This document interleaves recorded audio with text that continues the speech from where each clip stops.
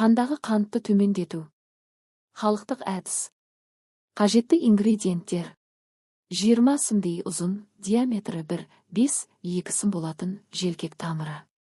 9 түйір сарымсақ. Сапалы жаңа сыра. 1 литрлік шыны бөтелке немесе банка. Дайындау әдісі. Желкек тамырын жақсылап жуыңыз, бірақ тазартпаңыз. Ұсақтап турап бөтелкеге салыңыз. Сарымсақты аршып жуыңыз және ұсақтап бөтелкеге қосыңыз. Қоспаның үстіне бөтелкенің иық деңгейіне дейін сыра құйып қараңғы жерде 10 күн ұстаңыз. Дайын болған соң сүзгіден өткізіңіз. Қолдану тәртібі. Алғашқы 2 күн күнне 2-3 рет 1 шай қасықтан. Кейін күнне 3 рет 1 ас қасықтан тамақтанар алдында. Бұл қоспа қандағы жоғары қантты 1 ай ішінде төмендетуге көмектеседі. Каналға жазылуды ұмытпаңыз. Сіз менің каналыма жазылсаңыз өкінбейсіз. Тіркеліп қоңырау белгісін басып қойыңыз.